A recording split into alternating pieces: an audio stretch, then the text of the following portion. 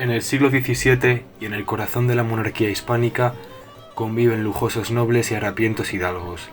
Son el reflejo del colapso de lo que en su momento era el imperio más grande del mundo, donde nunca se ponía el sol.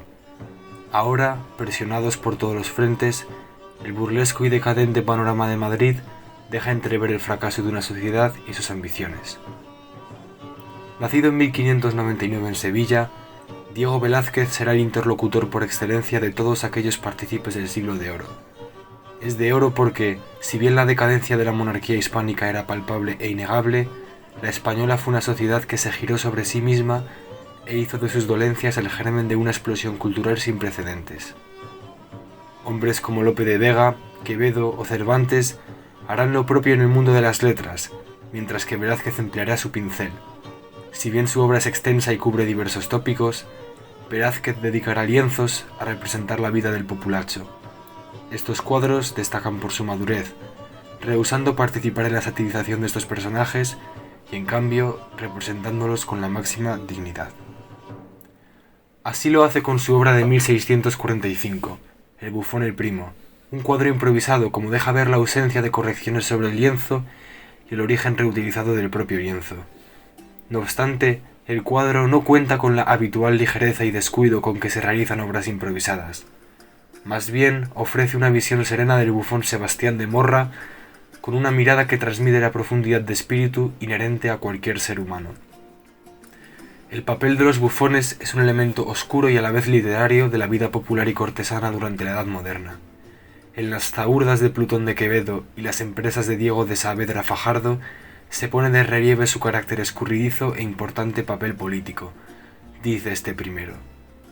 En esta parte están recogidos los bufones, truhanes y juglares chocarreros, hombres por demás y que sobraban en el mundo. Gente es que se viene acá sin avisar, a mesa puesta y a cama hecha, como en su casa, y en parte los queremos bien, porque ellos son diablos para sí y para otros, y nos ahorran de trabajos y se condenan a sí mismos. Siguiendo el tópico degradante y resaltando lo cómico, podemos encuadrar a su vez a autores internacionales de la talla de Víctor Hugo, Shakespeare y Verdi. Mucho más jovial es su obra de juventud Tres músicos, pintada cuando apenas tenía 18 años y testimonio de la precocidad de Velázquez. El estilo lo deja entrever, aún no expuesto a las tendencias italianizantes, debe apoyarse en maestros españoles como Pacheco y José de Rivera o los pintores napolitanos, que a fin de cuentas formaban parte de la monarquía hispánica aún. La serenidad del bufón el primo da paso a la burlesca mirada del joven músico, mientras el resto afinan sus instrumentos de cuerda con pintorescas expresiones. Un mono en la parte izquierda del lienzo completa la imagen, además de recordarnos que esta obra fue pintada en Sevilla, lugar de nacimiento de Velázquez y por entonces metrópolis del lucrativo pero decadente comercio con las Indias. El uso del mono, a su vez, se puede atribuir a la influencia del Greco, su cuadro La Fábula, y servir a modo de espejo moral. Espejo porque en el contexto de la Contrarreforma el estilo de vida de muchos de aquellos artistas, poetas, dramaturgos y el pueblo en general alarmaba a aquellos sectores más puritanos. Estos tres músicos son la banda sonora de las historias de hidalgos y lazarillos, son los que alegran las tabernas donde beben aquellos hombres encapados con sus espadas y sombreros de ala ancha. Relacionado con la sátira realista que practica Velázquez en este grupo, está el meticuloso tratamiento que le da a la comida, propio del género del bodegón y que se percibe con más claridad en La vieja friendo huevos. Aquí, el detalle de Velázquez para representar lo cotidiano alcanza su máxima expresión y desarrollo. Una escena callejera sirve como pretexto para que Velázquez transforme, casi por arte de magia, la pintura en la viscosa sustancia que es la clara de un huevo diluyéndose en agua. Lo mismo se puede decir del frasco con vino que sujeta el niño y de las diversas hortalizas esparcidas por el cuadro como cebollas o la calabaza.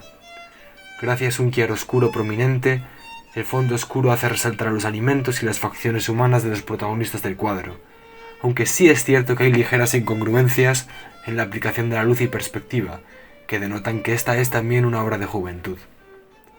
La atmósfera tenebrista que reina entre la vieja y el mozo es reminiscente del ambiente que se respiraba en las calles de la España del siglo XVII. Mozos, conocidos como lazarillos, poblaban las ciudades con el único cometido de sobrevivir, como bien ponen de relieve el Lazarillo de Tormes y el Guzmán del Farache, mientras que las figuras envejecidas son la imagen viva de todo tipo de males estereotípicos. Este último es el caso de la Celestina, perversa alcahueta descrita por Fernando de Rojas. Lo que surge en las imaginaciones de poetas, dramaturgos, pintores y músicos no son más que realidades fragmentadas, percepciones de un sujeto que constituye un todo. Con la vida cotidiana de la España del siglo XVII ocurre lo mismo. Interpelar la obra de Velázquez a través de otros testigos brillantes de su época no es negar su capacidad descriptiva, sino más bien todo lo contrario, celebrar y resaltar el lugar que ocupa en la gran constelación artística que es el Siglo de Oro.